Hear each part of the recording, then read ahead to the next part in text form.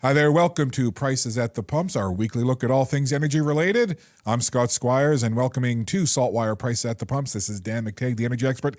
Dan, a couple of days delayed this week, so prices have already been set at the pumps in the Atlantic region. I know here in Nova Scotia this morning, happily I could say that gas was down 3.3 cents a liter. But what else did you see across the region with prices, and why? Yeah, well, look, PEI and New Brunswick saw a 1.5 and 2 cent decrease in gasoline, about a 4 cent decrease on diesel, which everyone's seeing.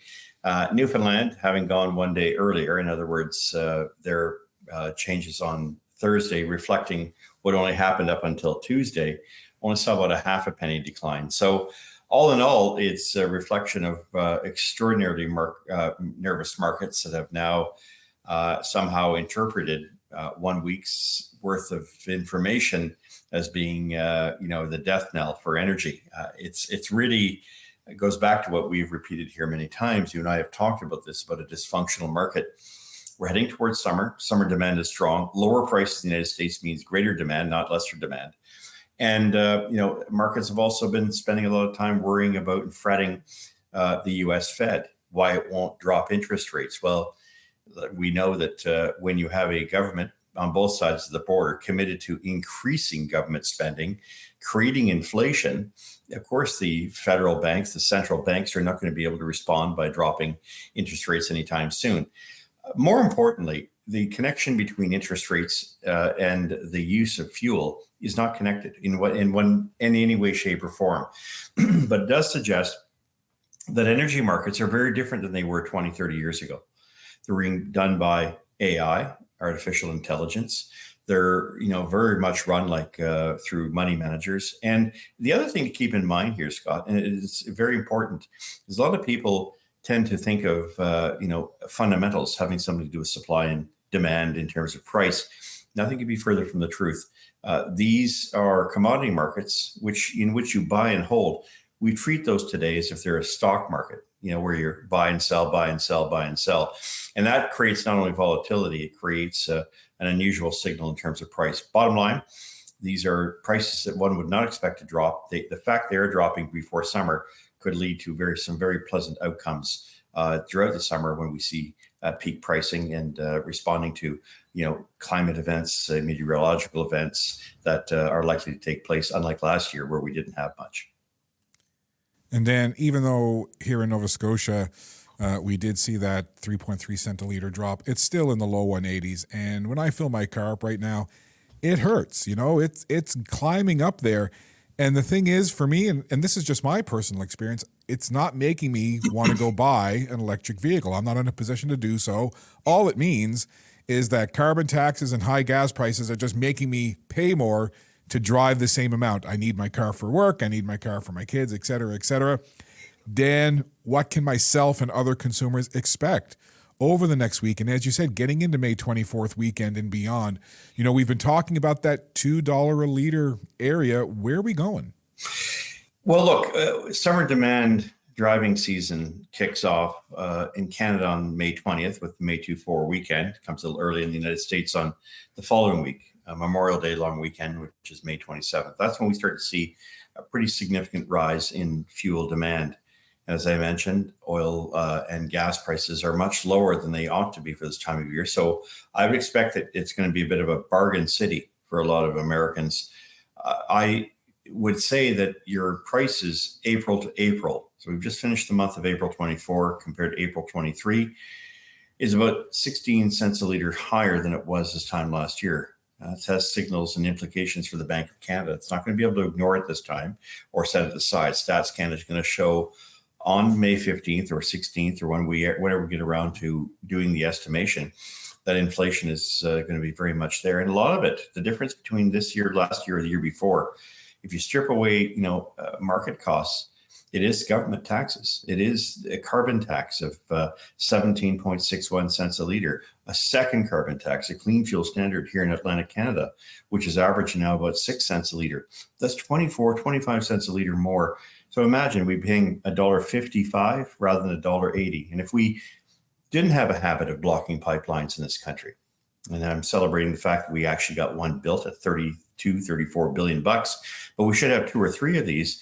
If we didn't have a government that was signaling that it didn't want to build these things and somehow believing that hydrogen is the future at billions of dollars of public money, because there's no real market for this, given that it takes twice the amount of energy to produce the same amount of energy you're getting from hydrogen. That aside, I mean, you have a circumstance where gasoline prices could be as low as $1.35, $1.40, but we're not, because of interference by the federal, I say it, NDP Liberal Green government that wants to impose these hardships on drivers. And I think that's both unfair, and it's become quantifiably obvious, I think, for most, that these are policies that no one can afford to continue to pay.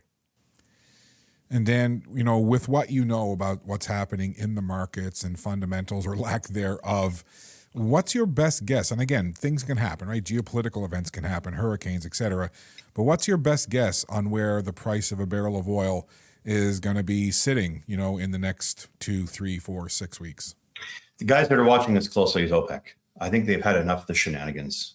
They need and deserve, I don't believe they deserve whatever. I mean, I don't care what OPEC does, since Canada and others don't want to stand up and, to the plate and get energy products to market. They want $90 barrel oil. We're at $79.80. They're going to want that to go up 10. With weakness in the Canadian dollar, that means another 15 cents a liter. So whatever you're paying today, we're going to get off to close to $2 a liter. Like it or not, on June 2nd or 3rd, I can't remember when OPEC meets, but they're going to continue their production cuts. And they're likely to decrease it or, in fact, increase the amount of cut by perhaps another 500,000 barrels. What I'm hearing is it could be 1 million. They're willing to say to the world, if you want to make a mockery of a product that you are wanting an ever increasing demand, then by all means, we're going to make sure that you understand full well that this policy of denying the world energy and playing this game of it's no big deal and we can look at alternatives, but you're going to pay for it. Dan, we know that times change and things evolve and eras can be different, but I'll ask you to put your member of parliament hat back on again for a minute. As we've talked about previously on this show, you were involved in and around government for a long time, a member of parliament sitting for 18 years. Let me ask you this as a parliamentarian. Why can't there be more of a, hand in glove scenario with moving towards green, electrification, et cetera, but also, helping people out that are still driving internal combustion engines? In other words, rather than what I see as this just steamroll ahead to net zero and all these other things, as a parliamentarian, if I was in your riding and I said, Dan, why can't government just kind of be a little more subtle about it and maybe make it a little more of a for lack of a better term, a bipartisan thing where the green side can live with the fossil fuel side and we can work together to steward in a brighter future? Why isn't that happening? Well, you need to look at the fact that we're not reaching our targets anyways. Assuming that there are those out there who actually believe CO2 is a pollutant, it is not. And that's not just scientific. That's actually grade 4 science. So, but for those out there who are convinced that we have to go this route, I think we need a little bit more. In fact, we need a lot more carrot and a whole lot less stick, because you're hitting the wrong people. You're beating up on individuals who can't make ends meet. You're going after small business that can't afford this. You're not even paying them back for the taxes, the carbon taxes you're imposing on them through something called output-based pricing systems. The reality, I think, is that the system, the process, the way in which we've done this is an utter failure and is much reviled by reasonable Canadians who recognize that, the nonsense about Canada's role in terms of being able to change the weather or the climate. And I use those words interchangeably because the people who talk about the bad weather and make it as if it's a question of climate, which is over thousands of years, really aren't willing to consider and concede the fact that it's impoverishing the nation. Look, Scott, fooling around with energy affordability, as I've said for several years now, would have, vastly devastating consequences for Canadians. And I think most people are starting to realize that maybe it wasn't wise to sign up to this stuff without looking at what its implications are. So you have all this disruption. You have inflation.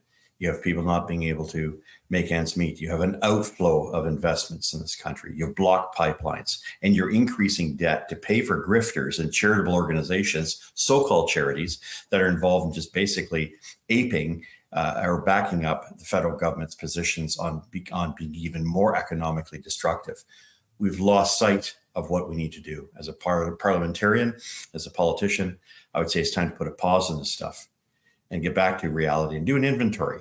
What are we achieving? Where are we achieving it? Ironically, the only place where emissions fell was the two provinces that are the target and often reviled by Liberals and New Democrats. That's Alberta and Saskatchewan. So everywhere else is going up. The rest of it is going, only Saskatchewan and Alberta are showing the way. And those are the ones that we keep coming back at and trying to beat up. We're destroying not only the ability for people to make ends meet, we're making a much more painful outcome for an outlook for the Canadian people and our society. And I think that's one of the main reasons why it's time to put an end to the net zero fantasies that work in a vacuum and do not work in the real world.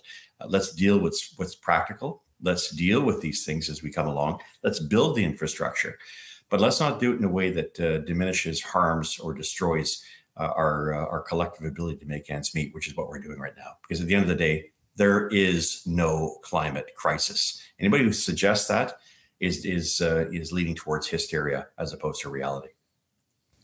Dan, always appreciate your insights and your expertise here on prices at the pumps on SaltWire.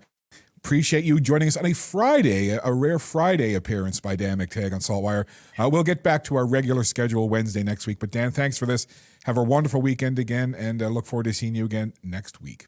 Great to be here. We'll see you Wednesday. Thanks, Scott. Thanks, Dan. Bye-bye. Bye now.